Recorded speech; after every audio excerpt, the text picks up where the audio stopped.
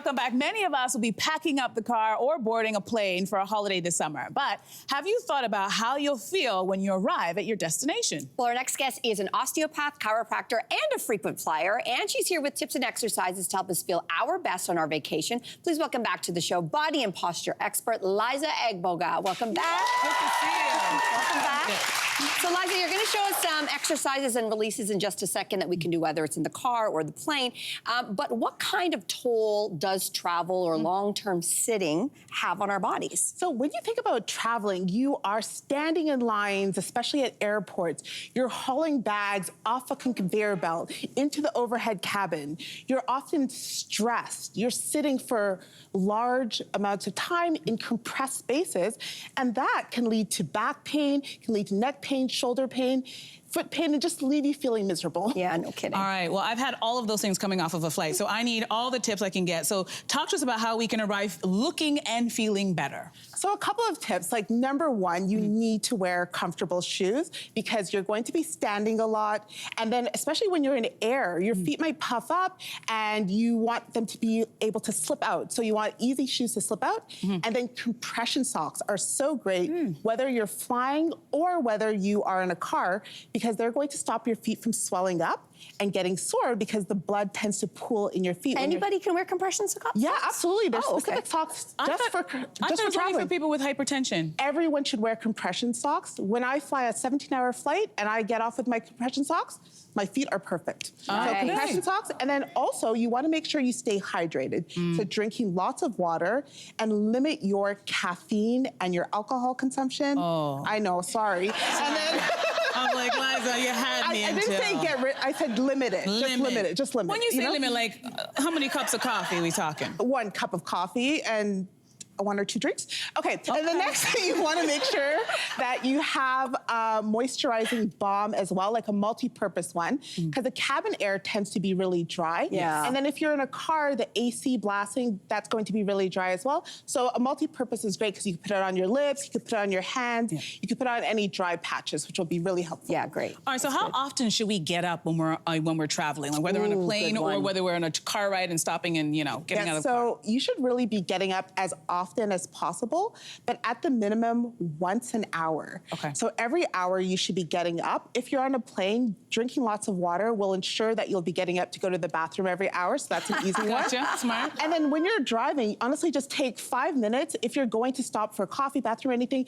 get up, do a couple of stretches, just walk around a little bit and get back in your car. It won't add too much time to your trip. You'll always find me in the galley on the plane doing squats, air Exactly, squats. it's amazing. Yeah, all of it. Okay, speaking of exercises. I was like, you're that person. I'm that person.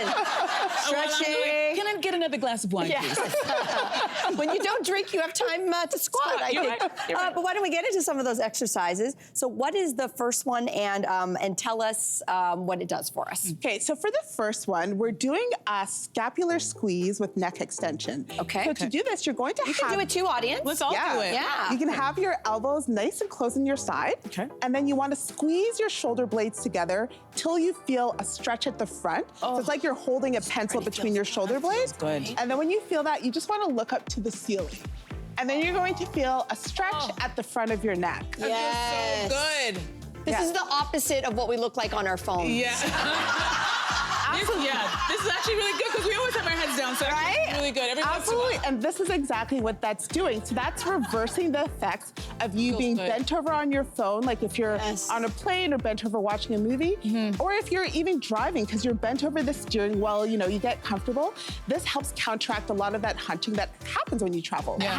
How often are we doing that? Like, what is the cycle there? Oh, this feels so good that for me, hold I'll do it throughout the flight. So you're holding that for 10 seconds, and you can do this as part of your routine. It's like, okay, let me do my little stretch, and then I'm gonna go get up, use the bathroom. Yeah, and it's also really easy because you can do this in your seat while you're on a flight, you can which is do smart. all of these in Or your car. seat. Yeah, smart. All right, so the next exercise focuses on our spine. Talk to us about this one. Yes, so this one is a seated back extension. So you're going to have both of your feet flat on the floor. Okay. And then you want to have your glutes firmly in your seat. Glutes firm. And then imagine that someone is taking their hand and pushing your lower back.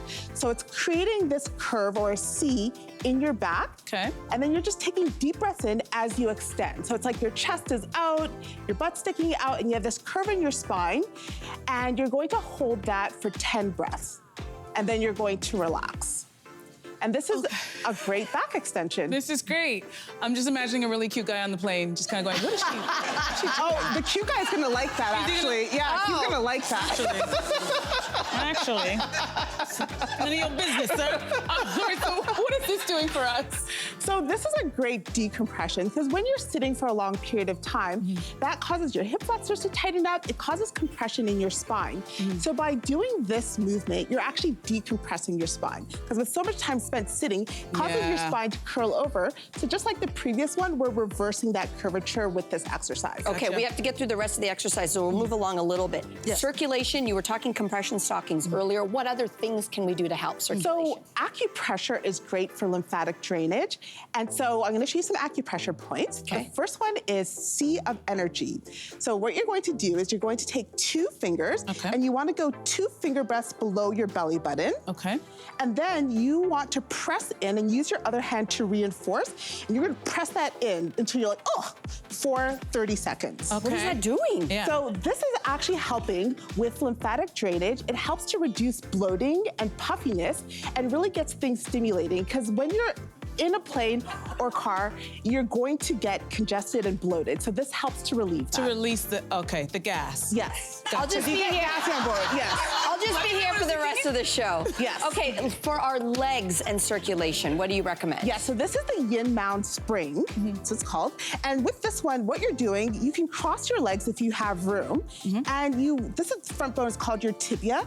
And you wanna go along the side of your tibia until you're right under your knee. So where it kind of stops, you'll feel a bone. It should feel like a tender spot. Okay, got When it. you feel that tender spot, you wanna press in with your fingers. So you can use those 2 fingers or you can use your thumb.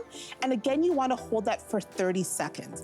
And this is great because that helps with the puffiness and the swelling that can happen in your feet and ankles. Because the blood is all pooling when you're sitting, so this helps to alleviate that. Okay, quickly for our last one for our arm. Yes, so this is the diverging passage. And for this one, you're taking 4 fingers above your wrist and on the side of your thumb. And then you just wanna hold that spot with your thumb, and you wanna hold that for 30 seconds.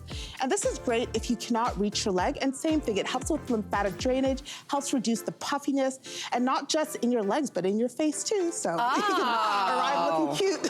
Well, Can we do it on both sides? Both Yes. sides. Yeah, that's great. If you can reach, you can do it like this, but ideally just do one At a time, and then Okay. other It's side. like while you're watching a movie on the plane. Yeah, Not while you're driving. Gets, of course, and gets rid of the puffiness in our face. So I'll be doing this Yes. until the end of the show. Yeah, exactly. Thank you so much. That's Oh my great. gosh, we love these tips. Liza, thank you.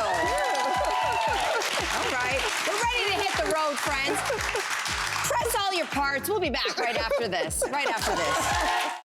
Hey there, what did you think? Drop your comments below and join the conversation. And don't forget to like and subscribe so you can find more on everything from food and fashion to pop culture and current events. See you soon.